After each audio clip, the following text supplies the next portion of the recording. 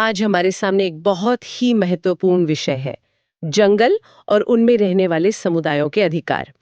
हम एक ऐसे कानून की गहराइयों में उतरने वाले हैं जिसका मकसद सदियों से चले आ रहे एक बहुत बड़े अन्याय को ठीक करना था। और ये सिर्फ एक कानूनी मामला नहीं है।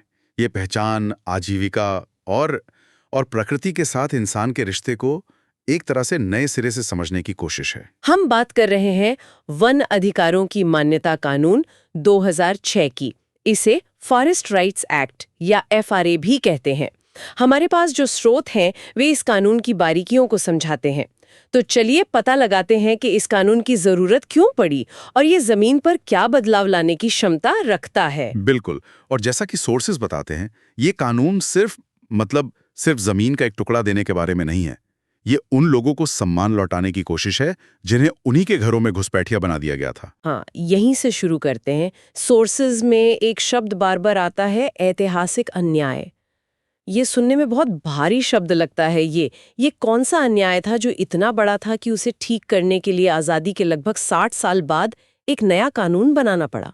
देखिए, ये इस कानून की आत्मा है एक तरह से। इस अन्याय की जड़ें वो ब्रिटिश राज में हैं।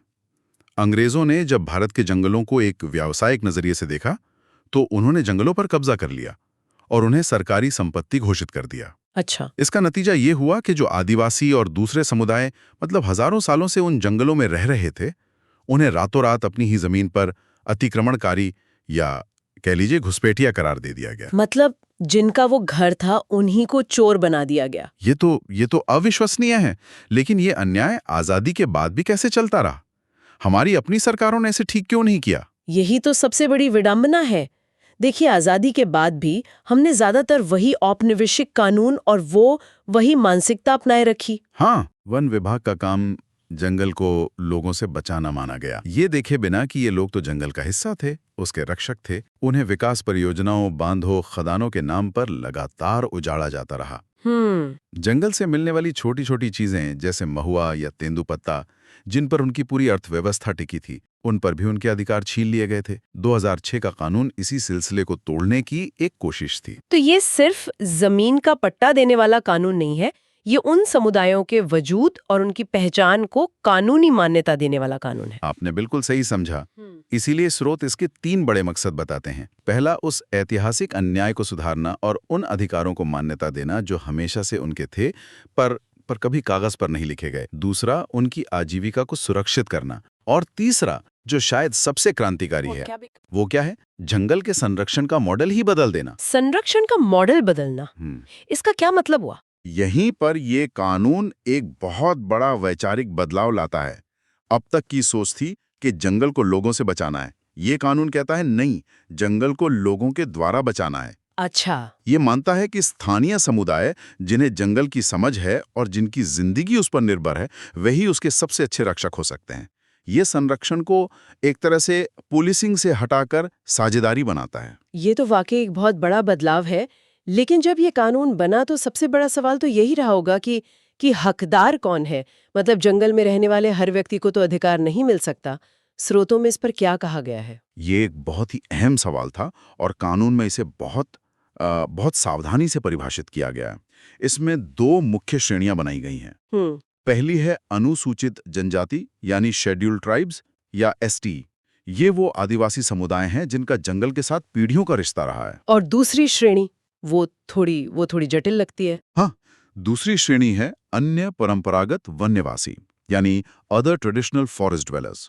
इसमें वे लोग या समुदाय आते हैं जो आदिवासी तो नहीं है, लेकिन पीढ़ियों से जंगल में ही रह रहे हैं और अपनी जिंदगी के लिए जंगल पर ही निर्भर हैं। लेकिन ये अन्य परंपरागत वन निवासी वाली श्रेणी तो काफी बड़ी हो सकती है। इसमें तो कोई भी आकर दावा कर सकता है कि वो जंगल में रह रहा है। क्या कानून में इसके गलत इस्तेमाल को रोकने के लिए कोई व्यवस्था है? बिल्कुल, और ये बहुत जरूरी था।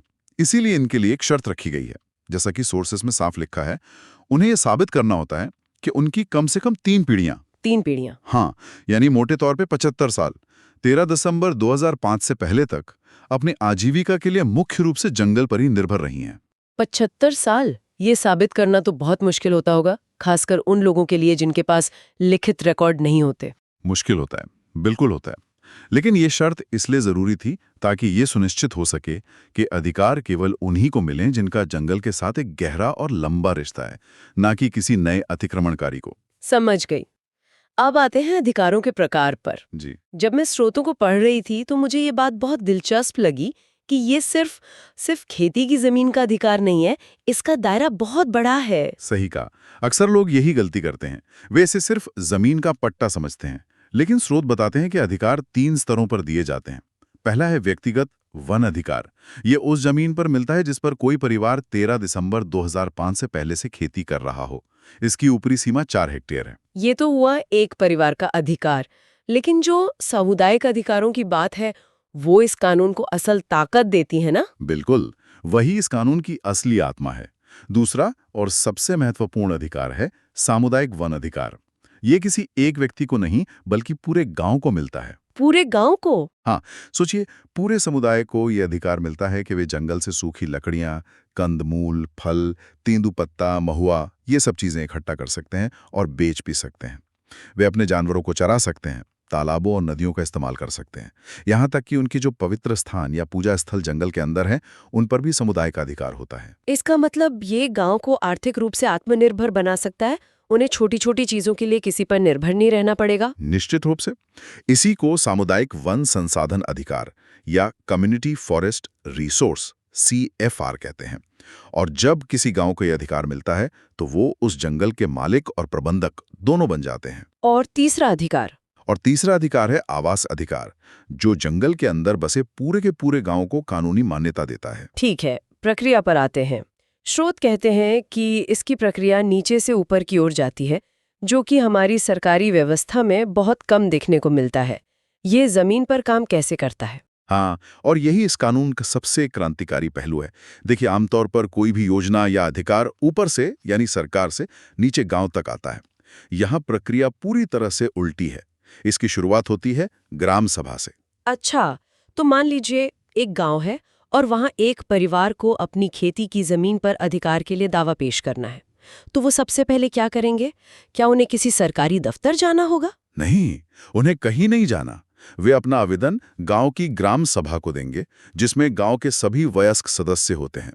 ग्राम सभा फिर अपने में से ही एक वन अधिकार समिति चुनती है। इस समिति के लोग उस परिवार की जमीन पर जाते हैं, नपाई करते हैं, गवाहों से बात करते हैं और दूसरे सबूत इकट्ठा करके अपनी रिपोर्ट वापस ग्राम सभा में रखते हैं। और फिर फैसला कौन लेता है?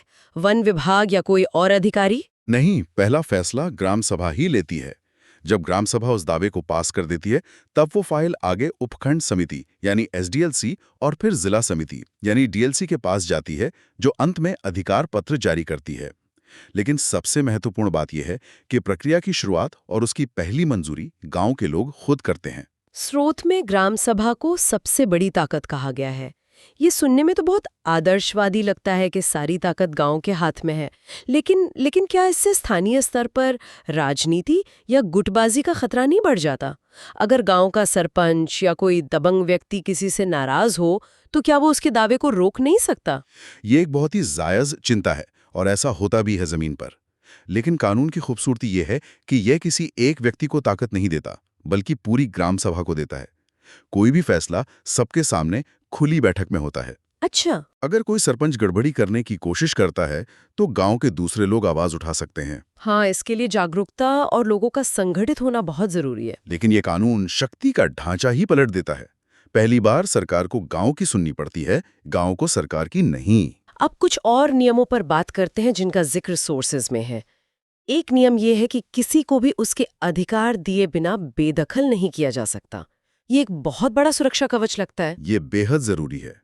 इसका सीधा मतलब है कि जब तक वन अधिकार कानून के तहत सभी दावों की प्रक्रिया पूरी नहीं हो जाती, तब तक किसी भी वनवासी को उसकी जमीन से कानूनी तौर पर हटाया नहीं जा सकता। बिल्कुल, ये उन्हें वन विभाग या किसी कंपनी की मनमानी से बचाता है। सोर्सेज में एक और बात पर जोर दिया गया है कि अधिकार के तहत मिली जमीन बेची नहीं जा सकती। ऐसा क्यों है? ये एक बहुत दूर की सोच रखने वाला नियम है। इसका एक सीधा साधा मकसद है, कोई बाहरी आदमी या कोई बड़ी कंपनी आकर इन लोगों को बहला फुसलाकर या पैसे का लालच देकर इनकी जमीन न हड़प ले। ये जमीन उन्हें विरासत में मिल सकती है, लेकिन वे इसे बेच नहीं सकते। ये सुनिश्चित करता है कि जमीन समुदाय के पास ही रहे और वो फिर से भूमिहीन न हो जाए। और महिलाओं के अधिकारों के बारे में भी कुछ खास है इसमें? जी, और ये इस कानून का एक और प्रगतिशील पहलू है। जो भी अधिकार पत्र या पट्टा मिलता है वो पति और पत्नी दोनों के नाम पर संयुक्त रूप से होता है। अच्छा, जॉइंट ओनरशिप। हाँ, और अगर कोई अकेली महिला है या विधवा है तो पट्टा उसके नाम पर भी हो सकता है। ये महिलाओं को परिवार और समुदाय में बराबरी का दर्जा और संपत्ति का अधिकार देता है। और अधिकार के साथ एक जिम्मेदारी भी जुड़ी है। बिल्कुल, अधिकार और जिम्मेदारी एक ही सिक्के के दो पहलू हैं, है ना? ग्राम सभा को जंगल से संसाधन लेने का अधिकार तो मिलता है, लेकिन साथ ही जंगल, वन्यजीव और जैव विविधता की रक्षा करने की जिम्मेदारी भी मिलती है। तो वो अपने जंगल के मैनेजर भी खुद ही हैं। हाँ, वे अपने जंगल के लिए खुद नियम बना सकते हैं। वे ये तय कर सकते हैं कि जंगल के किस हिस्से से लकड़ी ली जाएगी और किस हिस्से को कुछ समय के लिए छोड़ दिया जाएगा ताकि वो फिर से हरा भरा हो सके। ये उन्हें जंगल का मालिक ही नहीं बल्कि उसका संरक्षक भी बनाता है। तो अगर हम इन सभी टुकड़ों को जोड़कर देखें तो इस कानून का असली निचोड़ क्या है? मतलब बड़ी तस्वीर क्या है? इसका निचोड़ यह है कि ये कानून सिर्फ एक कल्याणकारी योजना नहीं है। ये न्याय, सम्मान और सशक्तिकरण का एक औजार है। ये अतिक्रमणकारी के ठप्पे को मिटाकर अधिकार धारक की पहचान देता है। ये उनकी गरीबी कम करता है और उन्हें आत्मनिर्भर बनाता है। और सबसे बड़ी बात, ये साबित करता है कि पर्यावरण संरक्षण और स्थानीय लोगों के अधिकार वो एक दूसरे के दुश्मन नहीं बल्कि सहयोगी हैं। जब लोगों को अधिकार मिलता है तो वे जंगल को बेहतर तरीके से बचाते हैं। जैसा कि हमारे स्रोत के अंत में बहुत खूबसूरती से कहा गया है, वन अधिकार कानून सिर्फ कागज नहीं, ये आदिवासी अस्मिता, स्वाभिमान और हक की पहचान है।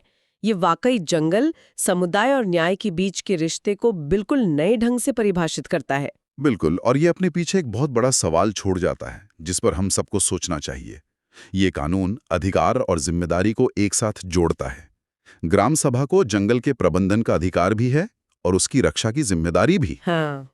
ये हमें सोचने पर मजबूर करता है कि क्या किसी भी साझा संसाधन, चाहे वो हमारे शहर का पार्क हो, हमारी नदी हो या साफ हवा हो, उसके सफल संरक्षण के लिए अधिकारों और जिम्मेदारियों के बीच ये संतुलन जरूरी नहीं है? बहुत गहरा सवाल है। क्या हम हमेशा सिर्फ अधिकार मांग सकते हैं बिना कोई जिम्मेदारी लिए? ये कानून इस सवाल का एक बहुत शक्तिशाली जवाब देता है।